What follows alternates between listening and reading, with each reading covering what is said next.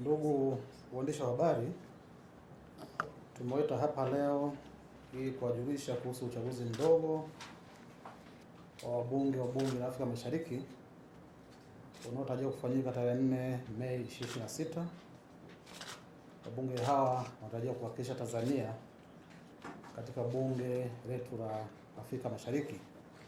Hiyo tunaomba mfikishe taifa hili muhimu kwa wananchi ili wafahamu kinachoendelea.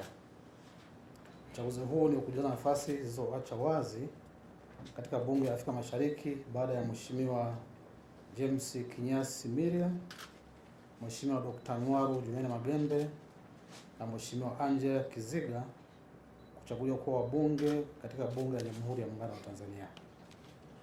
Ndugu waandishi wa habari, uchaguzi huu mdogo unafanyika kwa mujibu wa kanuni ya 20 ya kanuni za kudumu za bunge za mwaka 2025.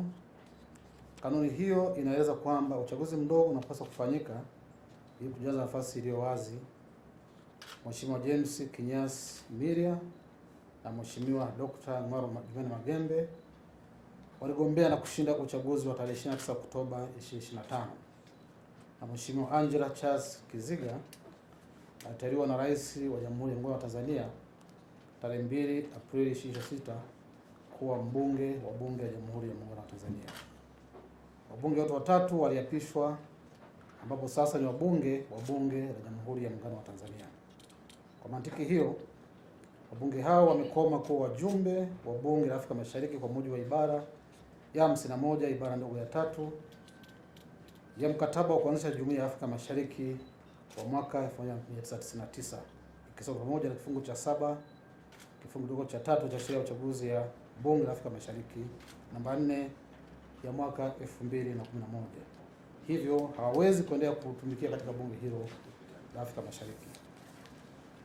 Ndugu waandishi wa habari, kwa mujibu wa kanuni ya 18 ya kanuni za bunge, tulimwandikia Spika wa Bunge la Afrika Mashariki kumtaarifu kwamba wabunge hao wameapishwa kuwa wabunge wa Tanzania.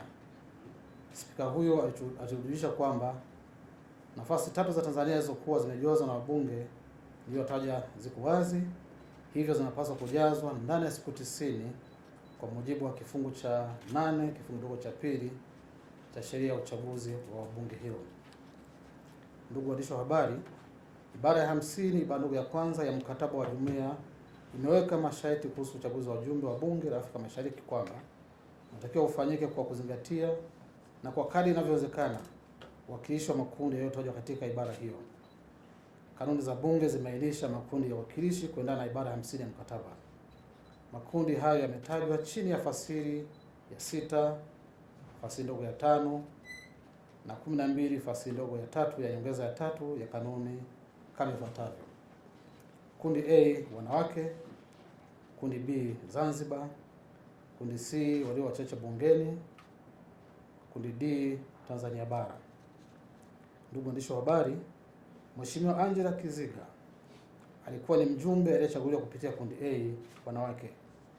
Mheshimiwa James Kinyasi Miria na Mheshimiwa Dr. Ngwaru Jumene Magembe walikuwa wajumbe waliochaguliwa kupitia kundi D Tanzania bara. Nafasi hizo zilipatikana kwa udhamini wa Chama cha Mapinduzi. Ndugu waandishi wa habari, ibara ya 50 ibara ndogo ya 2 ya mkataba wa Jumuiya ya Afrika Mashariki inataja sifa za mtu aliyestahili kuchaguliwa kuwa mjumbe katika Bunge la Afrika Mashariki. Sifa hizo ni zifuatazo: A, awe raia wa nchi husika; B, awe na sifa za kuchaguliwa kuwa mbunge katika nchi husika; C, asiwe waziri katika nchi husika; D, asiwe mtumishi wa Jumuiya ya Afrika Mashariki; na E, awe ni mtu aliyedhihirisha uzoefu wake au kuhusika katika kusimamia na kuendeleza madhumuni na malengo ya Jumuiya ya Afrika Mashariki. Ndugu waandishi wa habari, ibara ya 50 ibara ndogo ya 2 B inaelekeza mgombea kuwa na sifa zilizowekwa chini ya ibara ya 67 ibara ndogo ya kwanza ya Katiba ya Jamhuri ya Muungano wa Tanzania ya mwaka 1977.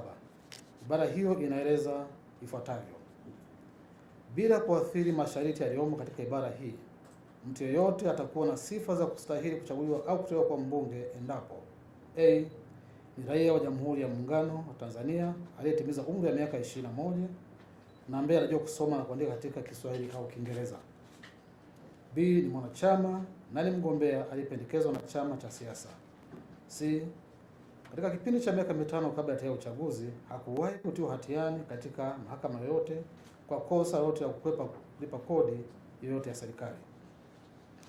Ndugu waandishi wa habari, tarehe 18 Aprili 2026 nilitoa tangazo katika gazeti la serikali na katika vyombo vya habari. Lengo la tangazo hilo lilikuwa kutaarifu umma kuhusu kufanyika uchaguzi mdogo wa wajumbe watatu ili kujaza nafasi katika bunge la Afrika Mashariki. Aidha, nilitangaza tena uteuzi wa wagombea na siku ya uchaguzi ni tarehe 4 mwezi Mei 2026. Taifa hiyo ikitaka Chama cha Mapinduzi kufanya mchakato wa kupata wagombea kwa kuzingatia matakwa ya fasihi ya 6 ya nyongeza ya 3 ya kanuni za bunge. Matakwa hayo pamoja na kujaza fomu ya uteuzi wa wagombea iliyowekwa kwa mujibu wa kanuni za bunge. Ndugu waandishi wa habari, tarehe 30 Aprili 2026 ilipangwa kuwa siku ya uteuzi wa wagombea. Hadi saa 10 jioni ofisi yangu ilipokea fomu na stakabadhi za malipo ya ada ya wagombea kutoka kwa wagombea wafuatao: A. Ndugu Fatuma Abdalla Kange, B. Ndugu Kosato David Chumi, na C. Ndugu Kambarage Masato Wasira. Baada ya uchambuzi wa sifa na vigezo vinavyotakiwa kwa mujibu wa sheria zinazosimamia uchaguzi huu, nimejiridhisha kwamba wataji wanakidhi vigezo vya kugombea nafasi ya ujumbe katika bunge la Afrika Mashariki. Hivyo, katika uchaguzi huu, A. Ndugu Fatuma Abdalla Kange anagombea kujaza nafasi moja iliyo wazi katika kundi A wanawake, na B. Ndugu Kosato David Chumi na ndugu Kambarage Masato Wasira wanagombea kujaza nafasi 2 zilizo wazi katika kundi D Tanzania Bara. Ndugu waandishi wa habari, itakapowadia siku ya uchaguzi, kabla ya bunge kupiga kura, wagombea wataruhusiwa kuingia ndani ya ukumbi wa bunge, watajitambulisha na wataomba kura kwa lugha ya Kiingereza. Baada ya hatua hiyo, wabunge watapewa fursa ya kuuliza maswali ya papo kwa papo kwa idadi itakayoamriwa na spika. Kisha zoezi la kupiga kura litaanza. Kura zitahesabiwa na washindi watatangazwa. Ndugu waandishi wa habari, uchaguzi huu unakusudia kupata wawakilishi wa Tanzania katika bunge la Afrika Mashariki. Wananchi wana haki ya kupata taarifa kuhusu namna wawakilishi wao wanavyopatikana. Hivyo ni vyema mfikishe maelezo kuhusu uchaguzi huu kwa wananchi ili waweze kushirikiana na wajumbe watakaochaguliwa katika kutekeleza majukumu yao ya uwakilishi. Asanteni sana kwa kunisikiliza.